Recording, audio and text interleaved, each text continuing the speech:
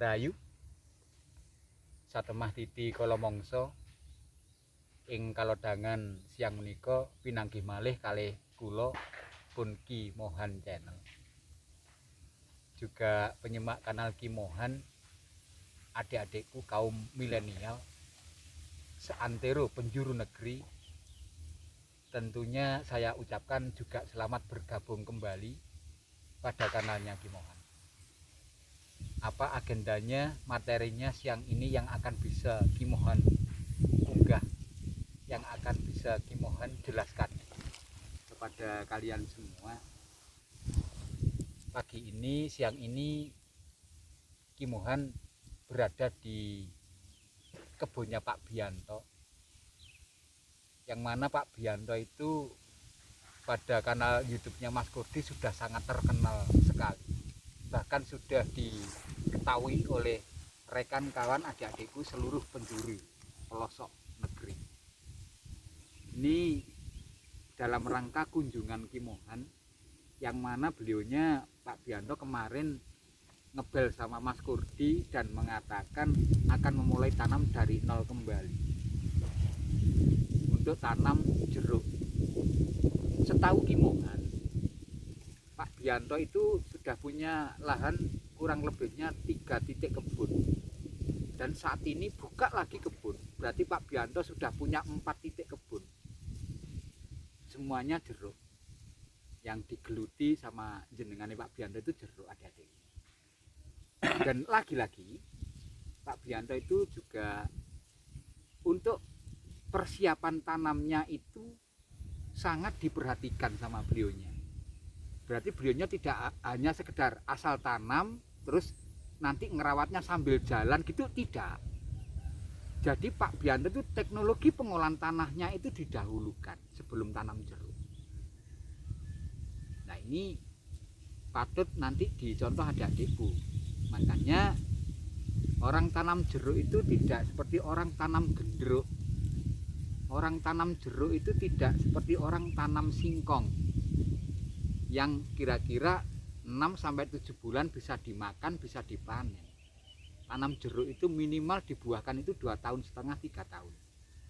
Jadi manakala kalau lahan tidak dipersiapkan terlebih dahulu, nanti perkembangan jeruk itu akarnya itu tidak mudah mencari makan dia. Tapi kalau teknologi tanahnya dikerjakan dahuluan, nanti begitu bibit itu ditanam di lokasi yang baru, di kebun yang baru, itu penyerapan nutrisinya, akar itu sudah pinter. Dan tanahnya juga mendukung, menyiapkan nutrisi-nutrisi tadi. Karena apa? Yaitu sebelum ditanam, diolah dahulu, dijemur sekering mungkin. Manakala turun hujan, jebret, akan bagus. Ini contoh yang sudah dipersiapkan sama Pak To tadinya. Nanti Pak To nggih? Nggih. Lagi-lagi Pak To ini konsisten ini orang. Juga walaupun tanah sudah dipersiapkan, teknologi pengolahan tanahnya sudah matang, beliaunya tidak lupa juga ini bekas. Ini kalau menurut Ki Mohan, ini unsur hara ini sangat banyak sekali. Ini dari humus bekas-bekas pembakaran, ranting dahan kayu-kayu yang tidak terpakai dibakar sama beliaunya, dan arang abunya termasuk untuk mendukung awal tanam. Juga sebagian entah berapa persennya ini juga ada kohe juga goreng kering begini. Kan iki anu. Nih, ya. Tabuk nih sedaya Pak Mon. Ngoten nggih, ngoten nggih. Kula aduk, kula ulat. Nah niki lho sak minggu ngempun kadenge nerobos. Nih, lho. Nih, ini setelah ditanam 1 minggu adik-adikku, tolong bisa dekat ke sini Mas Kurdi. Calon cabang-cabang sudah membentuk kan, ya.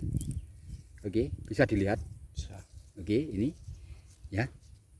Bisa diperhatikan. Nah, ini. Padahal ini umur pinten Pak To? Sak minggu nih. Umur 1 minggu. Umur 7 hari. Umur 7 hari kayak gini. Dalam keadaan ini tengah-tengahnya, maksudnya penghujungnya musim kemarau, mau mendekati pada musim penghujan. Niki rabuk fermentasian nih Pak Mohan. Pakai fermentasi ada Adikku. Fermentasian kaya ini. Nggih buka to. Nggih. Wah, Niki rena 3 nih. Anune bebek, Nggih. kotorane bebek, nggih, sapi, nggih, wedhus, nggih. terus napa nih sekem, Oh, sekem nggih. sekeme pitik nih lho. Nggih, nggih. Ana sekawan. Warna sekawan ya. 4 macam adik-adikku yang digunakan sama beliaunya. Tanah kalau diatur Iki dulu. muwiring rene kabeh Mas Kurdi lah masih iso iki melenger nggih sampean. Menaknoi. Sik Jadi- narik ngalor meneh bakal Oke, nah, kayak gini. Tolong shot dekat tangan Kimohan. Konsisten ya orang. Loh. Ini. Inilah metode teknologi pengolahan lahan harus didahulukan terlebih dahulu sebelum kalian menancapkan benih jeruk. Bagus sekali. Dan lagi-lagi beliaunya ini memang sore jodike ketokno.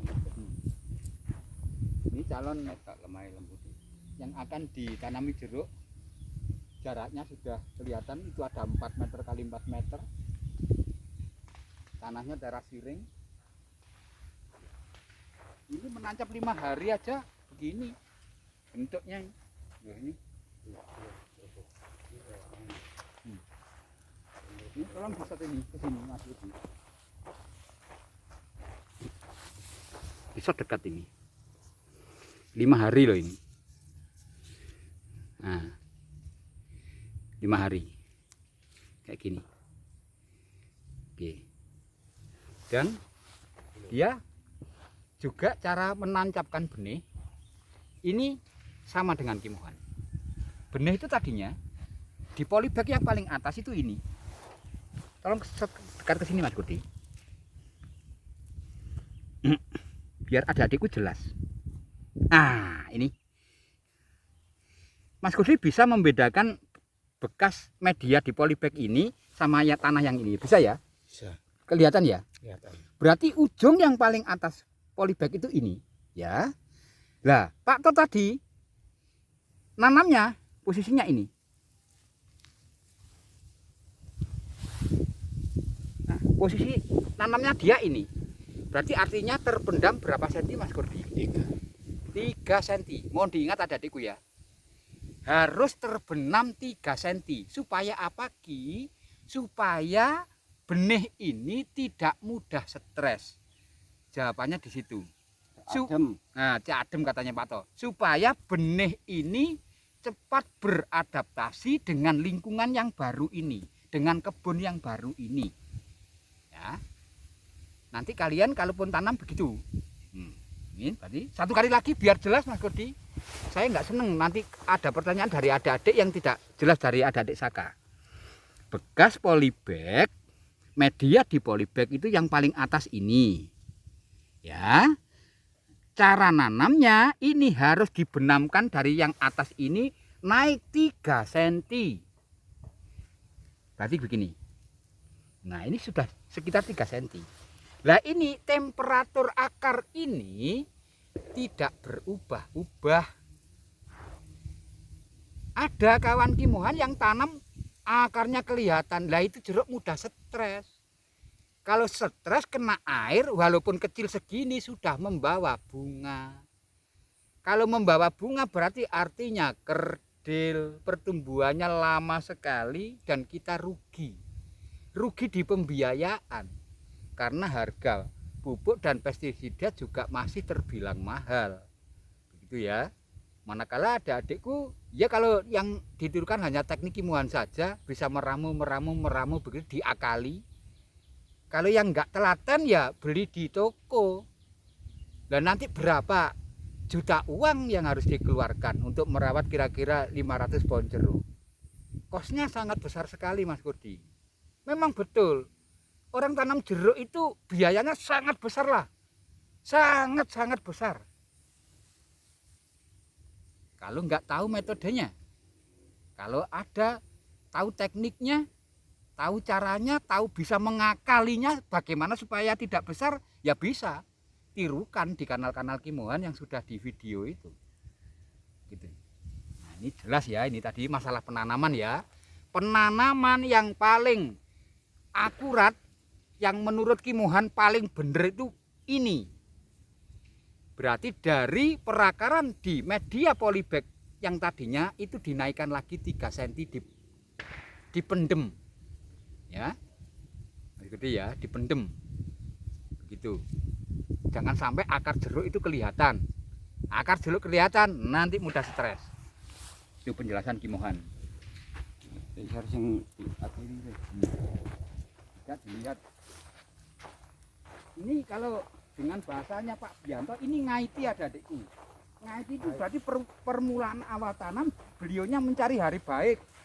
Mencari hari baik untuk hari tanam yang baik itu jangan dikatakan itu klenik.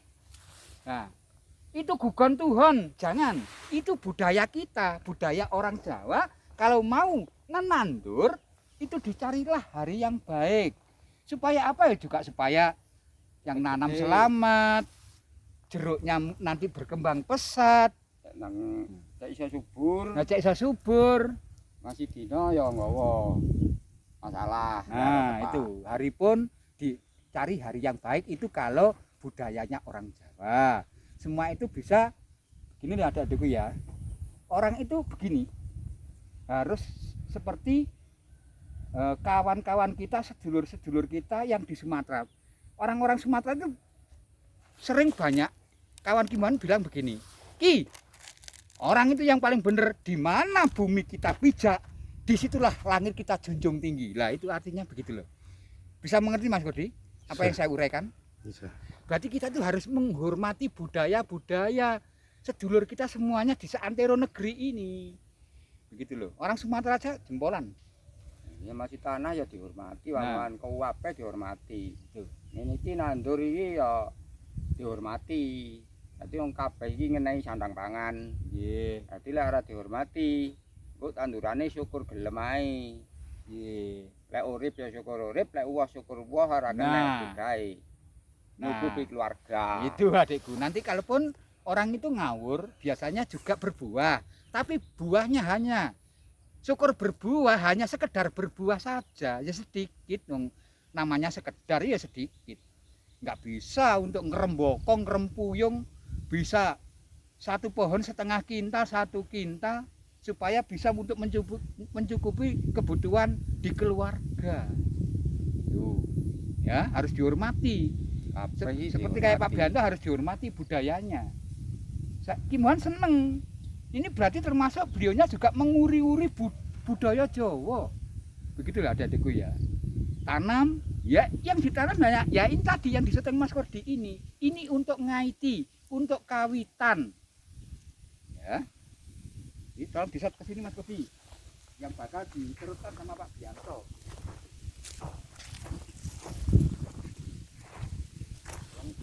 Karena nah ini sudah berjajar tongkat-tongkat Tang meter, jarak pinten Pak toh? tang meter.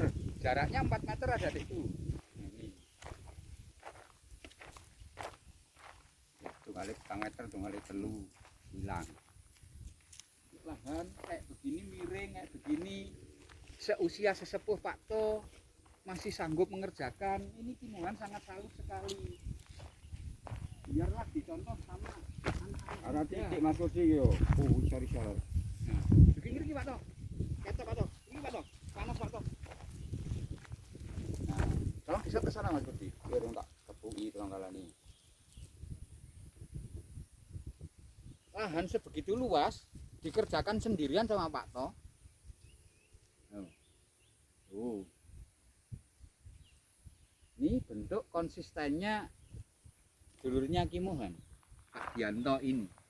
Berarti beliaunya nantinya akan sangat bisa dicontoh tentunya bagi kawula muda yang akan menirukan tanam jeruk dari nol. Begitu saja. Karena juga memang tanam jeruk itu banyak metode, banyak pilihan. Tentunya rekan kawanmu di sekitar tempat tinggalmu juga banyak orang tanam jeruk, kan kamu amati, itu metodenya memang beda-beda. Memang begitulah, wong di tempat Kimohan sendiri juga metodenya beda-beda. Tapi nanti dari perbedaan itu bisa dicari persamaannya. Nah ini banyak lagi persamaan dari kebunnya Agus, juga begitu Mas Kudi, sama persiapan mulai awal persiapan tanamnya hanya teknologi pengolahan tanahnya yang digarap duluan, dicak dempil, yang sudah Mas Kudi syuting itu juga di pengolahan lahannya yang didahulukan, dimatangkan sedemikian rupa, dicak wadi juga sama. Saat ini siang ini di Pakto juga sama, di kebun titik keempat punya Pak Bianto. Kimohan saja masih punya 2 titik loh ini. Rekan Kimohan, kawan Kimohan semuanya sudah punya beberapa titik. Mudah-mudahan nanti bisa sukses. Mereka semuanya nanti akan bisa sukses dengan bertani jeruk. Manakala lahan-lahan yang tadinya tidak produktif, yang tadinya hanya tumbuh ilalang, bisa digarap sedemikian cantiknya menurut Kimohan. Ini barangkali kalau ada rekan Kimohan, Profesor Liman mengetahui ini, beliaunya mengacungkan jempol 2 begini. Apalagi dari adik-adikku Saka ke pramukaan, saya yakin orang tua kalian, Pak, banyak punya tanah yang dikemiring-kemiringan kayak begini. Biasanya yang dibiarkan bongkor tumbuh ilalang, tidak pernah digarap. Itulah eman-eman. Topografi Indonesia itu rata-rata semuanya bagus. Asalkan ya itu tadi diolah yang telaten, begitu saja adikku ya. Terima kasih sekali. Siang ini bersama Pak Bianto, mudah-mudahan sedikit banyak bisa menambah ilmu buat kalian, entah sebutir bayem, begitu saja. Untuk yang terakhir kali, ihdinas siratal mustaqim. Wassalamualaikum warahmatullahi wabarakatuh. Om Santi Santi Santi Om.